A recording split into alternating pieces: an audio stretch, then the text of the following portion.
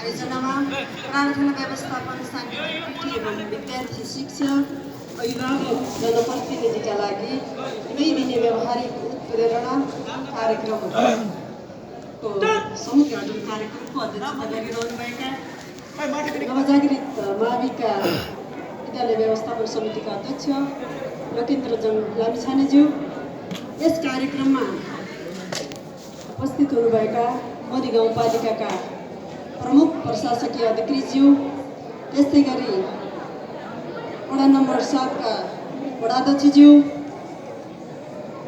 त्यसै गरी यस विद्यालयका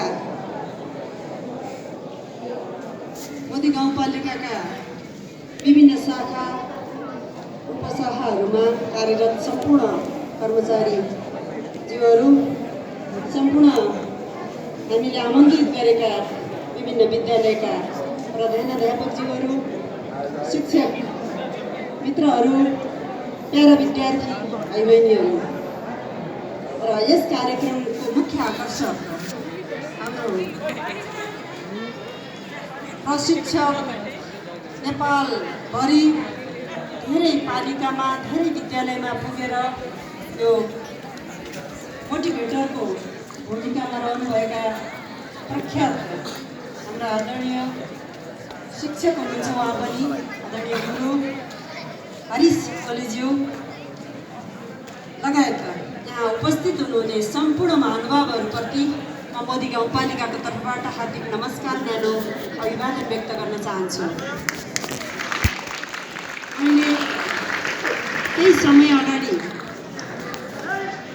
प्रशिक्षक ओलीज्यूको यो मोटिभेटर कार्यक्रम युट्युब मार्फत हेर्ने र सुन्ने मौका मिलेको थियो। मैले खोजी गरेर उहाँको नाम सुनिसकेपछि मैले धेरै कार्यक्रमहरू हेरेँ र उहाँसँग कसरी सम्पर्क गर्ने होला भनेर मैले त्यो चाहिँ माध्यम खोजिरहेको थिएँ। उहाँले केही समय अगाडि, केही महिना अगाडि हाम्रै बागलुङमा आएर विद्या ज्योतिमा एउटा कार्यक्रम सञ्चालन गर्नुभएको थियो। त्यसपछि उहाँको सम्पर्क भइसकेपछि उहाँ फेरि अहिले पनि बागलुङले अर्को ठाउँमा कार्यक्रम सुरु गर्यो। बागलुङ नगरपालिका त्यहाँको वडा नम्बर 6ले त्यहाँ कार्यक्रम सुरु गर्यो। सरसँग भेट्ने मेरो अपिल त्यो एकदमै इच्छा भएको कारणले गर्दाखेरि पनि उहाँले यता आउँदाखेरि हामी भेट भयौँ र सामान्य कुराकानीपछि यो कार्यक्रम यो समयमा विद्यार्थीहरू जब परीक्षाको लागि तयारी गर्ने अवस्था छ, यो बेलामा बच्चाहरूलाई हामीले यस्तो खालको प्रशिक्षण दियौँ भने भाइ बहिनीहरूको पढाइ बिग्रने होइन, अझ धेरै मोटिभेट भएर भाइ बहिनीहरूले विषयवस्तु केन्द्रित रहेर आफ्नो पढाइलाई अब्बल बनाउन सक्नुहुन्छ। यो परीक्षामा नतिजा राम्रो ल्याउनको लागि भाइ बहिनीहरू छोटो समयमा पनि अझ धेरै मेहनत गर्ने बानी, त्यो ऊर्जा, त्यो शक्ति यो ट्रेनिङले दिन्छ भन्ने मलाई विश्वास लागेपछि हाम्रो कार्यपालिकामा कार्यरत हाम्रो प्रमुख प्रशासकीय अधिकारी सर, सामाजिक विकासको प्रमुख सर लगायतका हाम्रो कार्यालयमा सल्लाह गरिसकेपछि अब गर्ने भनेर टुङ्गाइसकेपछि हामी चाहिँ अब हुन त सबै विद्यालयका विद्यार्थी भाइ बहिनीहरू, सबै शिक्षकहरूलाई राखेर यो कार्यक्रम गर्न इच्छा हो। तैपनि हाम्रो भूगोलको कारणले केही टाढा टाढा रहेका विद्यालयहरूका विद्यार्थी भाइ बहिनीहरू यो कार्यक्रमबाट, अहिलेको कार्यक्रमबाट छुट्नुभयो। विद्यार्थी शिक्षक साथीहरू सबै यहाँ उपस्थित हुन सक्नु भएन। सँगै मैले हाम्रा सम्पूर्ण जनप्रतिनिधि साथीहरूलाई पनि यहाँ आमन्त्रण गरेको हो। उहाँहरू अहिले यो चुनावको एकदमै पिक आवरमा भएको कारणले गर्दाखेरि उहाँहरू आफ्ना त्यो कामहरूलाई अगाडि बढाउन लाग्नु भएको छ आफ्नो पार्टीको तर्फबाट।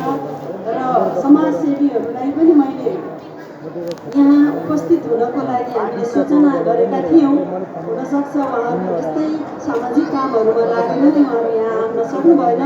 आजको यो सन्देशले, आजको यो कार्यक्रमले पक्कै हाम्रा विद्यार्थी भाइ बहिनीहरूबाट शुभ सन्देश आफ्ना बुवा आमाहरू, आफ्नो समाजमा पक्कै पनि राम्रो सन्देश प्रवाह गर्नुहुनेछ र भोलि हुने कार्यक्रममा हाम्रा मोदी गाउँपालिकामा यहाँ जति उपस्थित हुनुहुन्छ विद्यार्थी भाइ बहिनीहरू, समाजसेवीहरू, उहाँका अभिभावकहरू पक्कै पनि भोलि यो कार्यक्रममा उपस्थित हुनुहुनेछ र यसले एकदमै सकारात्मक ऊर्जा दिने कुरामा मलाई एकदम पूर्ण विश्वास छ, किनभने म पनि पोजिटिभ थिङ्किङ गरिरहने मान्छे हो।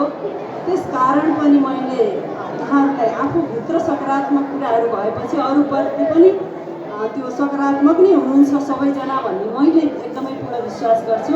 यो कार्यक्रम अत्यन्त राम्रो होस्, सान्दर्भिक होस् र यहाँ सबैले हाम्रो हरिश सरसँग कति ज्ञान कति कुराहरू लिनु छ यहाँहरूले यो मौकामा यहाँहरूले लिनको लागि मैले अनुरोध गर्दछु। जति हजुरहरूले समय दिनुभयो त्यति नै सर खट्नुहुनेछ, त्यति नै लाग्नुहुनेछ। उहाँ आज र भोलि मोदी गाउँपालिकाभित्रै उहाँ रहनुहुनेछ र यो कार्यक्रम अघि पछि पनि यहाँले समय लिएर उहाँबाट धेरै कुराहरू सिक्नको लागि मैले सम्पूर्णलाई आग्रह गर्दै यो आजको दिन अत्यन्त महत्त्वपूर्ण दिन हो र हामी सबैले भाषण गरेर भन्दा पनि काम गरेर क्रियाकलापमुखी यो कार्यक्रम सञ्चालन गर्नको लागि मैले सरलाई नै धेरै समय दिनुपर्छ भन्ने लागेको छ।